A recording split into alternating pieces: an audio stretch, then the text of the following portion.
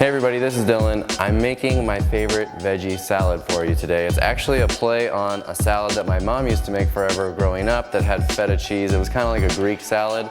I've modified it.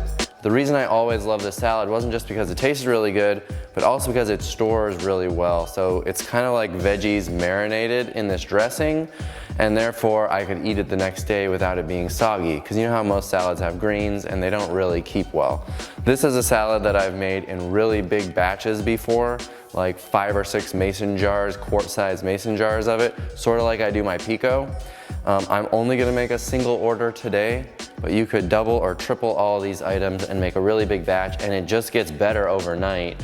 And I'd say for at least 2 or 3 days, maybe even more, I don't know, it'll keep really well. We've taken it on camping trips where we'll prep all of our food at home and then put it in the mason jars and put it in coolers, and it's kept for multiple days during camping trips, so it's a really good salad for that. So I don't really know how much the amounts are. We're just gonna figure that together because you know how I roll. I do it sort of by visual colors in the bowl and taste. So let's do it. Okay, so first things first, I've got an English cucumber. You can use any kind of cucumber, but I like the English cucumber more.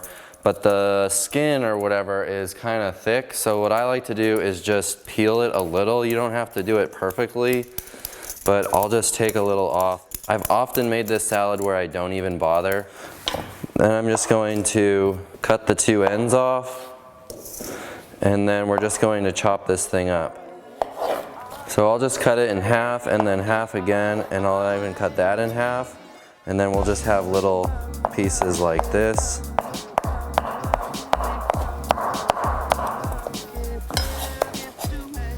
And I've got my other bowl for my salad items here. You don't have to be perfect.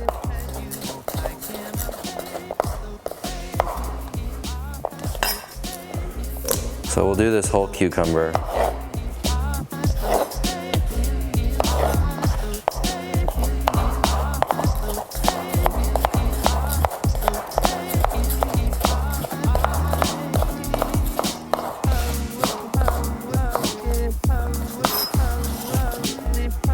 So that's the cucumber. Now I'll also take a bell pepper, and then I dropped this bell pepper, so it's broken in half already.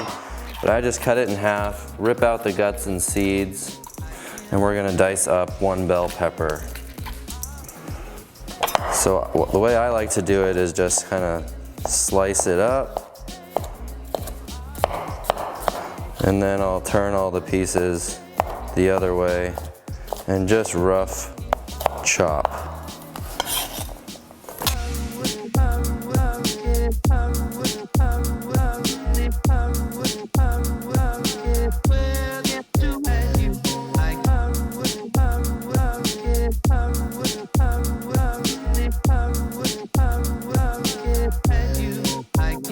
Okay, the next item is just 1 pint of grape tomatoes or cherry tomatoes, whatever.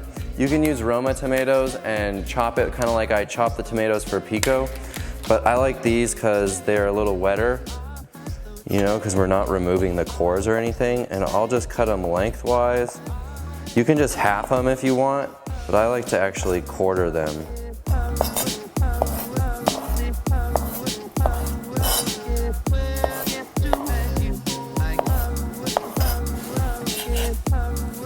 Okay, the next item is red onion, but I don't know, I don't think I'm gonna need the whole thing, but let's see what's up. And let's start with half and see what that looks like.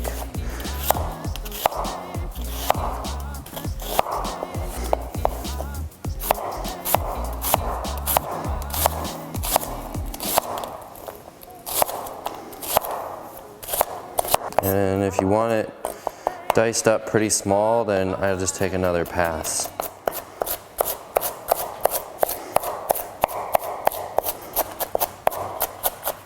And you can go as small as you want here. It looks like this will be plenty of red onion. Okay, last ingredient is optional. Like I said, I used to do Kalamata olives in here, but they always have oil.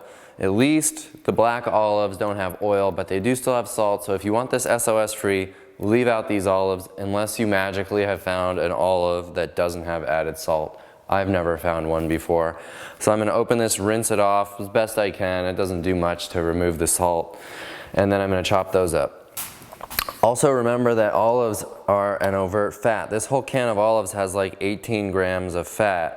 So be aware of that. If you're doing low overt fat because you want to keep your calorie density as low as possible, then just leave the olives out altogether. And then I just kind of slice them up roughly.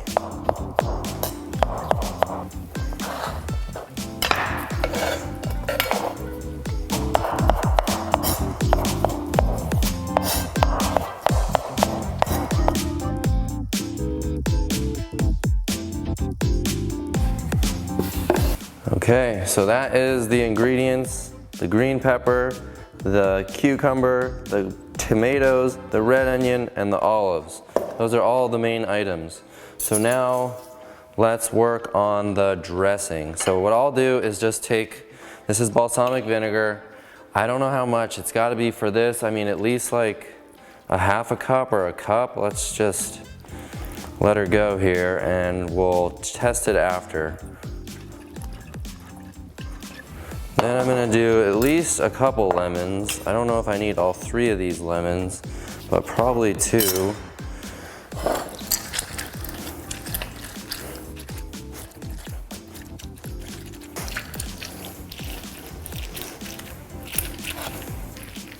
And then I'll just pour it through this strainer to keep out the pulp and the seeds. That probably was plenty of lemon. And then we'll grind some black pepper in here. I have some dried oregano. Don't do too much oregano. The dried stuff is really quite strong. Of course you could use fresh. This is like a teaspoon or so, maybe a little bit more. Let's just start with that and come back. I always put too much oregano in and it kind of is overbearing.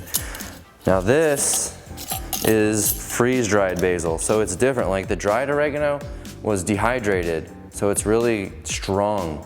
The freeze-dried basil is like fresh. When I mix it all in together, it's gonna be just like fresh basil, so I use quite a lot more of it.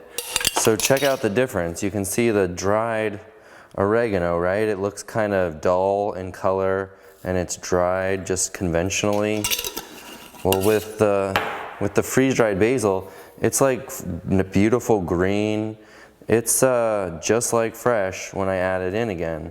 I've got so much of this freeze-dried basil that I grew in my garden and then dried, so I should sell some of it online or something. So that's the dressing slash marinade. Let's just give it a stir and see how it tastes, and we'll see what adjustments I need to make, if it needs more balsamic or whatever.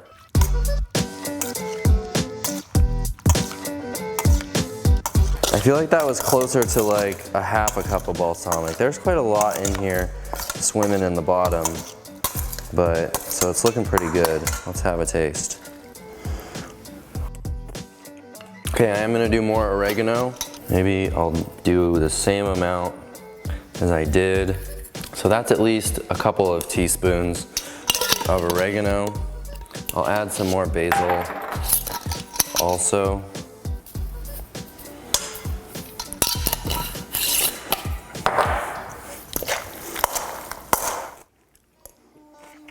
That's pretty good.